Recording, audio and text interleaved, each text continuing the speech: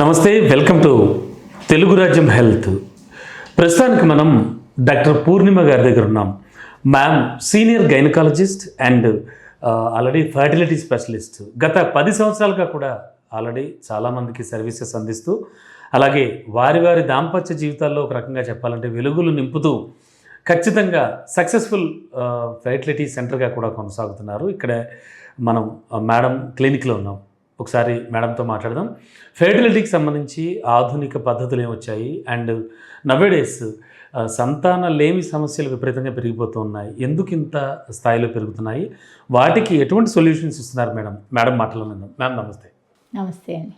Ma'am nowadays robotic surgeries అంటున్నారు and ఇంకా AI ప్రవేశించేసింది ప్రతి రంగంలో, మనం చూస్తూ ఉన్నాం. సో మరి ఈ ఫర్టిలిటీ ఇష్యూస్లో కూడా ఏఐ వచ్చిందా and what about robotic surgery and వాళ్ళు ఇందులో ఉన్నాయండి, అవేం లేవా? రోబోటిక్ సర్జరీ మనకి ఇక్కడ కూడా ఉన్నాయి. మనం ఏంటంటే ఇప్పుడు గర్భసంచి కూడా లోపల కూడా గర్భసంచి అతుకులు కానీ గడ్డలు కానీ ఎండోమెట్రియోసిస్ అవన్నీ ఉంటాయి, వాటికి కూడా రోబోటిక్ సర్జరీ చేస్తున్నారు. బట్ ఖచ్చితంగా రోబోటిక్ సర్జరీ మాన్యువల్ సర్జరీ కంటే హై ఎండ్ ఉందా లేకపోతే ఎక్స్ట్రా ఎడ్జ్ ఉందా అంటే అంత ఖచ్చితంగా చెప్పలేము. బికాస్ లాప్రోస్కోపీ ఉంది, మోస్ట్ ఆఫ్ ద సర్జన్స్ మనం చేసే లాప్రోస్కోపీ తోటి కరెక్ట్ అయిపోతుంది. But it is destination is the same thing, how you travel matters. ఇప్పుడు మీకు ఒక ప్లేస్కి వెళ్ళాలనుకుంటారు, మీరు బెంజ్లో వెళ్ళినా మారుతిలో వెళ్ళినా కానీ the destination is the same thing. బెంజ్లో వెళ్ళడం అంటే robotic surgery. Oh very nice. So అంటే ఇందులో ఫర్టిలిటీ ఇష్యూలో కూడా వచ్చేసాయి. యా. అండ్ ఏఐ కూడా నేను ఇప్పుడు చెప్పాను చూడండి, ఎంబ్రియో జెనెటికల్గా బాగుందా లేదా అని మనం టెస్ట్ చేస్తాము అని చెప్పాను కదా, దాంట్లో కూడా ఏఐ వచ్చింది. ఇప్పుడు ఎంబ్రియో మనం మార్ఫలాజికల్గా అంటే చూస్తూ మనకు కొన్ని కన్సిడరేషన్స్ ఉంటాయండి, ఇలా ఉంటే ఇది గ్రేడ్ 1 గ్రేడ్ 2 అని మనం ఇస్తాము. దాంట్లో కూడా ఏఐ ఉంటుంది. ఏఐ జనరేట్ చేసింది ఏఐ ఇంకా ఇది అక్యురేట్గా చెప్తుంది, ఈ ఎంబ్రియో ఇంత 90% బాగుంటుంది, 80% అలాంటివి కూడా వచ్చాయి ఇప్పుడు. మ్యామ్ జనరల్గా రెగ్యులర్గా మిస్క్యారేజ్ అవుతూ ఉంటుంది చాలామంది మహిళల్లో, అంటే వాళ్ళు పెళ్ళైన కొత్తల్లో కావచ్చు, మీరు చెప్పిన గ్రౌండ్స్లో. అంటే ఇటువంటి వాళ్ళకి ఎటువంటి ట్రీట్మెంట్ ఉంటుంది జనరల్గా? అండ్ మోర్ ఓవర్ ఏంటంటే వీళ్ళు కూడా ఒకవేళ ఐయుఐ కానీ ఐవీఎఫ్ కానీ ఇలాంటి వాటికి అర్హులేనా? ఎట్లా ఉంటున్నాయి అలాంటి కేసులు ఈ మధ్యకాలంలో? మిస్క్యారేజెస్ అంటే ఒక మిస్క్యారేజ్ అవ్వడం చాలా కామన్ అండి, మన ఇంట్లోనే ఫ్యామిలీస్లో చూస్తుంటాము.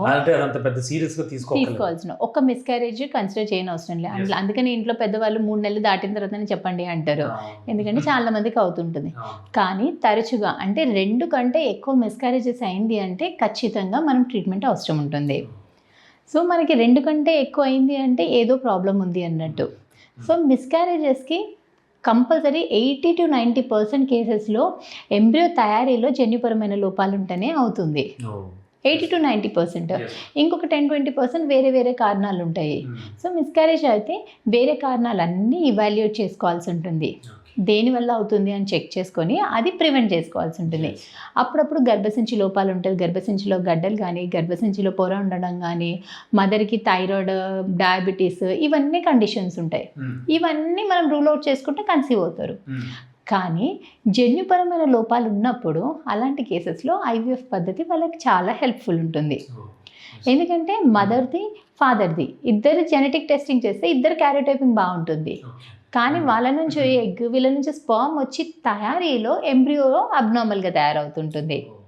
సో మనం ఏం చేస్తామంటే వాళ్ళకి ఐవీఎఫ్ ఇప్పుడు చెప్పినట్టు మనం ఎంబ్రియో అనేది బయట తయారవుతుంది. సో 5 days తయారైన ఎంబ్రియోలో మనము దాంట్లో ఒక 100-150 కణాలు ఉంటాయి, అందులో మనం 5-10 కణాలు తీసుకొని దాన్ని మనం టెస్ట్ చేస్తాము, అది జెనెటిక్గా బాగుందా లేదా అని. సో అలా బాగున్న ఎంబ్రియో పెట్టడం వల్ల మనం మిస్క్యారేజ్ అనేది ప్రివెంట్ చేయవచ్చు. సో వాళ్ళకి అలా ఫ్రీక్వెంట్గా మిస్క్యారేజ్ అయినా కూడా సక్సెస్ అయ్యే ఛాన్సెస్ డెఫినెట్గా. సూపర్ అండి, ఇది చాలా ఒక గొప్ప వరంలా భావించవచ్చు. ఎందుకంటే yes ma'am. And ma'am moreover అంటే గతంలో ఫిక్షనల్గా కావచ్చు, మూవీస్లో కావచ్చు, సీరియల్స్లో కావచ్చు చాలాసార్లు వింటూ ఉంటాం, చూస్తూ ఉంటాం. అంటే డిజైన్డ్ పిల్లలు, ఈజ్ ఇట్ పాసిబుల్ మ్యామ్? అంటే మనకి కావాల్సిన రీతిలో పిల్లల్ని పుట్టించడం అనేది, వాళ్ళని తయారు చేయడం అనేది, పోనీ డాక్టర్లుగా మీరు, ఈజ్ ఇట్ పాసిబుల్ మ్యామ్? అది చాలాసార్లు ఫిక్షనల్గా వింటూ ఉంటాం మనం. ఎస్, అది మనకి possible, but it is not legalised. So అలా చేస్తే మనం మానవ జాతికి it is greatest threat. So definitely అదైతే ఇంకా లీగలైజ్డ్ కాలేదు. బయట జెనెటిక్ జీన్ క్లోనింగ్ అని బయట జీన్స్ చేంజ్ చేసేసి మన డిజైర్డ్ ఎంబ్రియో కావడము అవంతా పాసిబుల్ ఉంది ఇప్పుడు technology, but it is not approved by any government. వరల్డ్లో ఏ గవర్నమెంట్ కూడా ఒప్పుకోదు, and it is not at all legalized. Yes ma'am. ముఖ్యంగా మేనరికం వివాహాల్లో కానీ అలాగే ఇంట్లో వాళ్ళని అంటే బంధువుల్ని వివాహం చేసుకున్న సందర్భంలో వాళ్ళకు వచ్చేటువంటి జెనెటికల్ ఇష్యూస్ కానీ ఇలాంటివన్నీ మనం ఫ్యూచర్లో ముందుకు వెళుతున్నప్పుడు పిల్లల్ని కనాలి అనుకుంటున్న దంపతులకి అవి రాకుండా చూడొచ్చా అండి? అలాంటి టెక్నాలజీ ఏమైనా వచ్చిందా? ఎస్, అలాంటి టెక్నాలజీ కూడా ఉంది. అందుకనే మనకు మోస్ట్ ఆఫ్ ద టైమ్స్ మేనరికాలే అవాయిడ్ చేయాల్సి ఉంటుంది. కొంతమంది ఫ్యామిలీస్లో కొన్ని జెనెటిక్ లోపాలు ఉంటాయి. వాటి వల్ల ఏంటంటే అందరికీ 2 సెట్స్ ఆఫ్ క్రోమోజోమ్స్ ఉంటాయి. ఒక మంచి క్రోమోజోమ్ ఉండేసరికి ఒకటి అబ్నార్మల్ క్రోమోజోమ్ ఉన్న డామినేట్ చేస్తుంది. సో మనం క్యారియర్స్ ఉంటాము కానీ డిసీజ్ ఉండదు. కానీ అలా 2 క్యారియర్స్ ఉన్న వాళ్ళు పెళ్లి చేసుకుంటే బేబీకి 2 అబ్నార్మల్ సెట్ ఆఫ్ క్రోమోజోమ్స్ వస్తుంది. సో ఎఫెక్ట్ అయ్యే ఛాన్స్ ఉంటుంది. సో అందుకని మదర్ ఫాదర్ బాగున్న ఫ్యామిలీలో కొంతమంది బాగుంటారు, కొంతమంది ఎఫెక్ట్ అవుతుంటారు.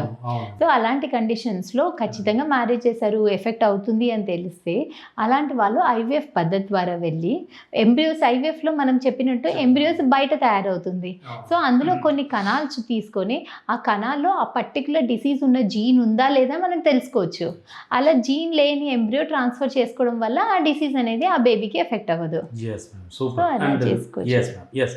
అండ్ వన్ మోర్ థింగ్ ఏంటంటే జనరల్గా మీ దగ్గరకు వచ్చి ఫ్రూట్ఫుల్ అయ్యేవాళ్ళు ఖచ్చితంగా అంటే సంతానలేమి సమస్యతో మీ దగ్గరకు వచ్చి మీరు చేసిన ప్రొసీజర్స్ అన్నీ పాటించి ముందుకు వెళ్ళినప్పుడు వాళ్ళకి తయారయ్యే బేబీ ఏ విధమైన అవయవ లోపం లేకుండా అంటే ఏ విధమైన మీరు చెప్తున్నటువంటి ఇటువంటి ప్రాబ్లమ్స్ ఏం లేకుండా ముందే చూసుకోవచ్చా అండి? ఆల్రెడీ గర్భం ధరించేటప్పుడే లేదా గర్భం ధరించిన కొత్తల్లో అయినా సరే మీరు అలా ట్రీట్మెంట్ ఏమైనా చేస్తారా? మనకి జెనెటిక్ టెస్టింగ్ చేసినప్పుడు ఎంబ్రియోస్కి మనకి కొంతవరకు తెలుస్తుంది, అన్ని తెలియదు. సో కొంతవరకే మనకి తెలుస్తుంది. ఇప్పుడు మనిషి అయినా కానీ మీరు న్యాచురల్గా పుడితే బేబీ అంత బాగుందని మీరు చెప్పగలుగుతారా? చెప్పలేము. సో ఇన్నర్గా ఉండొచ్చు. మనిషిని చూస్తే బాగానే ఉన్నట్టుంటే మాట్లాడితే తెలుస్తుంది. లేకపోతే షుగర్ ఉన్నా బీపీ ఉన్నా కానీ మనిషిని చూస్తే కూడా తెలియదు. సో అలానే మనకి ఎంబ్రియో తయారైతే మ్యాక్సిమం చూస్తాము, అన్ని బాగుందా లేదా అని కొంతవరకే తెలుస్తుంది, మొత్తం మనకి తెలీదు. అండ్ మీరు అన్నది చూస్తే ఇప్పుడు న్యాచురల్గా కన్సీవ్ అయినా ఐవీఎఫ్లో కన్సీవ్ అయినా కానీ ఆ అవయవాల లోపాలు కానీ మిస్క్యారేజ్ రేట్ కానీ అన్నీ సేమ్ ఉంటాయండి. సో మనకి ఐవీఎఫ్లో పుడితే ఆ బేబీకి అబ్నార్మల్గా ఉండడం కానీ లేకపోతే మిస్క్యారేజ్ రేట్ ఎక్కువ ఉండడం కానీ జన్యుపరమైన లోపాలు రావడం కానీ అవన్నీ అసలు ఉండదు. బేబీకి నార్మల్గా ఎలా ఉంటుందో ఐవీఎఫ్ బేబీకి కూడా ఐవీఎఫ్ అనేది కన్సీవ్ అయ్యే వరకు హెల్ప్ చేస్తుంది, కానీ త్రూ అవుట్ ప్రెగ్నెన్సీ సేమ్. ఆ తర్వాత మళ్ళీ చూపించుకుని ఖచ్చితంగా ఎవ్రీ మంత్ స్కానింగ్ రెగ్యులర్గా ఇప్పుడు న్యాచురల్గా కన్సీవ్ అయితే చేయించుకోరా? అంతే సేమ్ థింగ్ ఉంటుంది. ఇంకా తర్వాత వాళ్ళది ఫ్రూట్ఫుల్ అయినట్టు అర్థం. Yes ma'am. Okay. Moreover mostly మోస్ట్లీ సంతానలేమి సమస్యకి సంబంధించి మనం అన్నీ మాట్లాడుకుందాం అనుకుంటున్నాను నేను.